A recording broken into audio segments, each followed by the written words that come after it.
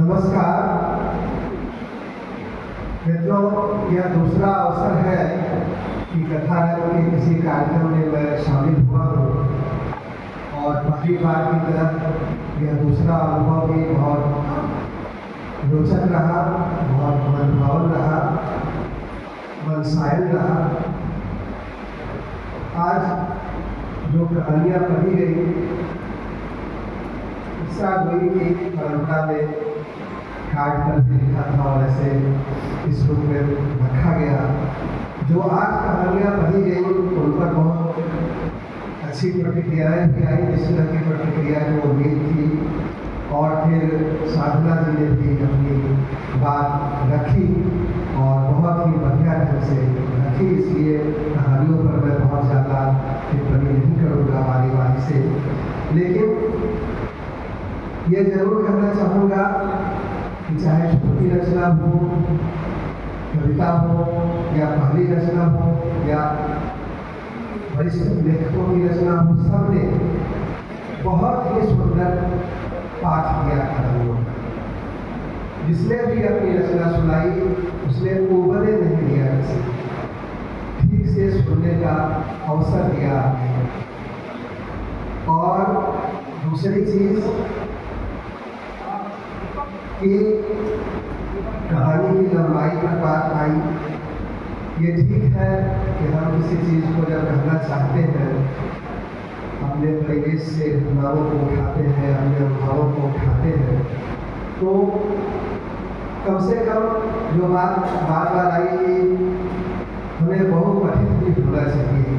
जो हमारी कहानी की परंपरा है, जो हमारे विरासत में जो कहानियाँ हमें मिली हैं और जो कालजयी कहानियाँ हैं जिनको हम बार बार पढ़ना चाहते हैं, क्यों पढ़ना चाहते हैं, उन सब चीज़ों को जानते समझते बूझते हुए अपनी कहानी का सर्जन करने की जरूरत है।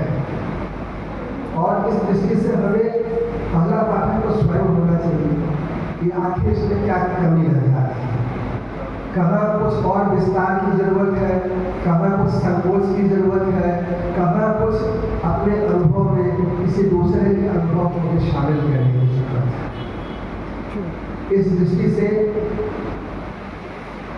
जैसे बुआ कहानी की पहली कहानी की बात आई कि उसमें जो है हालांकि जिसकी ओर इशारा किया साधना जी ने कि सबके लिए संभव नहीं हो पाता। जिस तरह की ये कार्यक्रम है, इसकी जो रूपरेखा है, इसमें जरूरी है कि जो कहानी पढ़ने वाले लोग हैं वो अंत तक मौजूद रहें ताकि अपनी कहानियों पर हर तरह की टिप्पणी से वो परिचित हो सके। तो मनीषा जी तो नहीं है, लेकिन उनकी कहानी पर जो प्रारंभिक भी टिप्पणियाँ आई थी तो उन्होंने जरूर इस चीज़ को महसूस किया होगा कि इस कहानी को आवश्यक विस्तार की जरूरत थी। क्योंकि सिर्फ जिस तरह से वो कह रही थी कि एकल परिवार बनते जा रहे हैं, जो भूमिका उन्होंने कही, एकल संतान की बात हो रही है, बहुत सारे रिश्ते हमारे टूट रहे हैं, तो इन सबको एक साथ एक कहानी में उठाने की जरूरत है। जिस चिंता की ओर उनका इशारा था उनकी कहानी भी वही बन गई, एकांगी हो गई। सिर्फ एक रिश्ते को उठाते हुए उन्होंने बात की और उस तरह से कहानी को समुचित विस्तार नहीं दे पाए। दूसरी जो चीज़, दो लोगों ने कहानियाँ पढ़ी और उन्होंने कहा कि ये बिल्कुल सच्ची घटना पर आधारित है। तो सच्ची घटना पर आधारित कहानी, लेकिन सारी कहानियाँ तो सच्ची घटना पर नहीं होती हैं, हमारे सच्चे अनुभवों पर भी होती हैं। चाहे वो मेरा अपना खुद का रचनाकार का खुद का अनुभव हो या फिर किसी दूसरे का अनुभव। ईश्वरनाथ ने लोग जब भी अपने गांव पहुँचते थे तमाम लोगों से बात करते थे और उनकी कहानियाँ सुनते थे, उनके दर्द सुनते थे, तो उनको बाद में अपने ढंग से कहानियाँ। हर कहानीकार हर कथाकार यही करता है, क्योंकि सारे अनुभव उसके अपने हो नहीं सकते। कहा जाता है कि आदमी अपने जीवन में एक जिंदगी जी सकता है, लेकिन यदि वो उपन्यास पढ़ता है, कहानियाँ पढ़ता है, नाटक पढ़ता है या इस तरह की चीजें पढ़ता है, तो वो एक साथ 1000 जिंदगियों का आनंद लेता है। बहुत बढ़िया, तो उसके पीछे यही कारण होता है बहुत बढ़िया। कि लोग अपनी सच्ची घटनाओं के आधार पर ही कहानियां करते हैं, लेकिन ये ध्यान रखना होगा कि कहानियां करते हैं, न्यूज नहीं फ्लैश कर रहे हैं, कहानियां कर रहे हैं। तो उस दृष्टि से कहानी को सच्चा देखना भी चाहिए।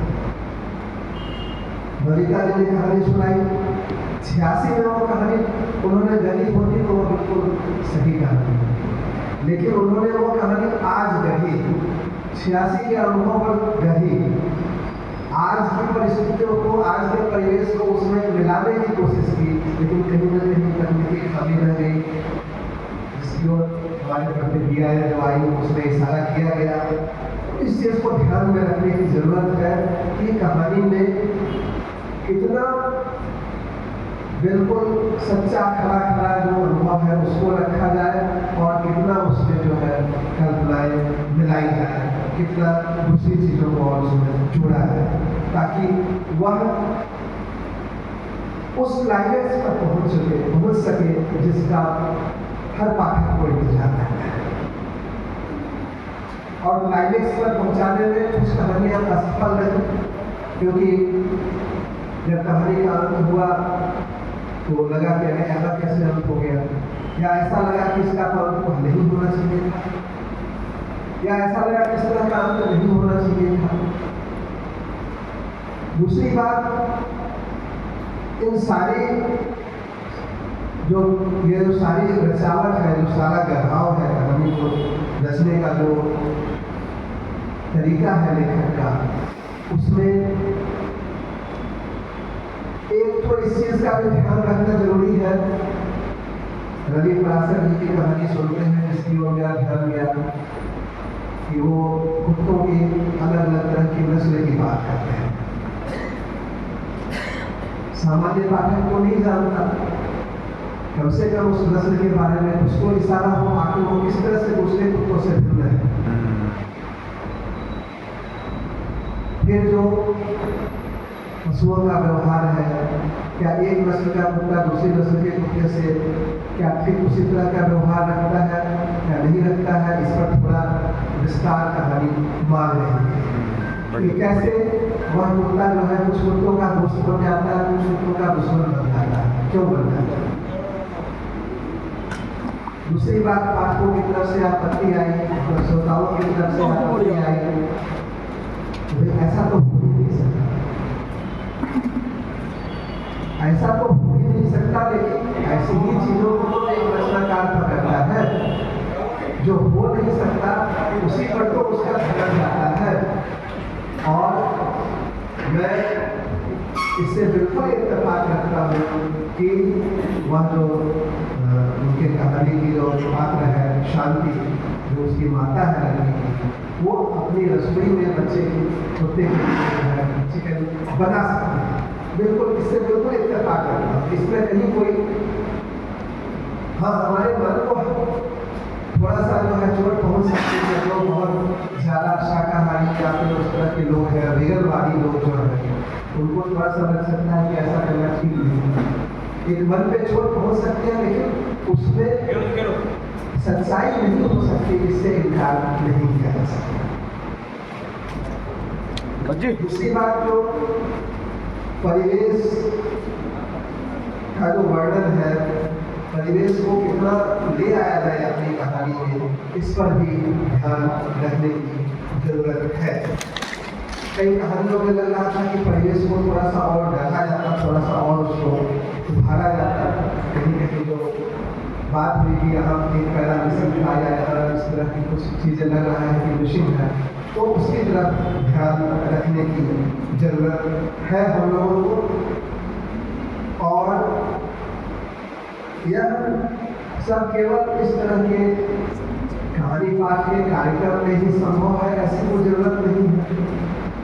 हर लेखक जो है इंतजार करे कि भाई ये महीने के बाद गोष्ठी होगी और हम उसमें अपनी कहानी पढ़ेंगे, 5 लोगों की प्रतिक्रिया मिलेगी, ऐसा भी कोई जरूरी नहीं है। बहुत से लेखक जो है पहले ही प्रतिक्रियाएं हासिल कर सकते हैं। मैंने बच्चों के लिए नाटक लिखा, गीत नाटिका। 10 साल तक मैंने उसको अलग अलग लोगों से प्रतिक्रिया है, बच्चों से भी, अलग अलग उम्र के लोगों से भी, फिर जाकर के उसको अंतिम रूप दिया। तो इतना लंबा समय तक तो सब कोई धैर्य नहीं रख सकता, लेकिन फिर भी जब हम अपनी कहानी रचते हैं तो अपने दोस्त मित्रों से राय ले सकते हैं। और सबसे बड़ा जो शिक्षा का जो केंद्र है वो तो हमारे जो पूर्वज कथाकार हैं उनकी कहानियाँ हैं। हो सकता है कि हम कोई कहानी पढ़े पुरानी और लगे कि नहीं इसका ड्राफ्ट तो ऐसे हो सकता था, इसका ड्राफ्ट ऐसे हो सकता था, लेकिन फिर भी वो कहानी अपने समय में रची गई। आज से 100 साल पहले, 50 साल पहले, 20 साल पहले रची गई और हम उसको पढ़ते हैं और लगता है कि नहीं ये बहुत सशक्त कहानी है, इसको ऐसे ही रचा जाना चाहिए। लेकिन आज के परिवेश में तो लगता है कि ऐसा हो नहीं सकता। जैसे बात आई कि ईदगाह कहानी की चर्चा आई कि 2 पैसे की बात, तो वो 2 पैसे की बात हो सकती है, लेकिन जब पुराने समय के अनुभव को आज के पाठकों के लिए हम परोसेंगे तो वहाँ तो थोड़ा सा आज के पाठकों के हिसाब से सोचना पड़ेगा। हम ये भी नहीं कह सकते कि ये हमारा तो 50 साल पुराना अनुभव है, हमने ऐसा ही सुना था, ऐसा ही अनुभव किया था, हमने आज लिखा है। आज के पाठक के लिए तो आज की कहानी रचनी ही पड़ेगी, आज के अनुभवों को शामिल करना पड़ेगा, भले ही हमारा वो अनुभव कई दशकों पुराना। और आज की जो तकनीक है, आज की जो दूसरी चीज़ें हैं उसको ध्यान में रखते हुए एक अंतिम बात करना चाहूँगा कि जो कहानी की रचना का जो तकनीकी पक्ष है, बहुत सी चीज़ें होती हैं। विपिन जैन ने इशारा किया कि फिर वो कहाँ से ट्रेन जा रही है, कितने बजे ट्रेन जा रही है वो, और फिर वो कितनी देर सो जाता है कि वो उतनी देर तक कोई टीटी नहीं आता। फिर दूसरी बात कि वो बिल्कुल खाने के लिए तैयार हो जाता है और ऐसे उसके मन में दूसरे तरह की चीज़ें हैं उसके व्यक्ति के लिए। तो इस तरह की जो चीज़ें हैं, तो ऐसा क्यों होता है? किसी भी कोई भी जब कोई घटना, कोई कार्यकारी, कोई क्रियात्मक पक्ष हम पात्र का लाते हैं तो उसके पीछे क्या घटना, क्या हो सकता है, उसका कुछ संकेत कहीं उपस्थित होना चाहिए कहानी में। लेकिन सारे विस्तार के बावजूद जो सबसे बड़ी बात है जिसकी ओर मैं विशेष रूप से जोड़ दो करके इशारा करना चाहूँगा कि पाठकों के लिए अवकाश छोड़ना जरूरी है। पाठक के लिए आपकी कहानी का क्लाइमेक्स हो सकता है, लेकिन आपकी कहानी का क्लाइमेक्स पाठकों के लिए प्रस्थान बिंदु हो, इसकी ओर विशेष रूप से इन्हीं शर्तों के साथ मैं बधाई देता हूँ कथारंग परिवार को इस तरह के आयोजन के लिए। यह आयोजन, यह सिलसिला लगातार चलता रहे। बहुत बहुत धन्यवाद। नमस्कार।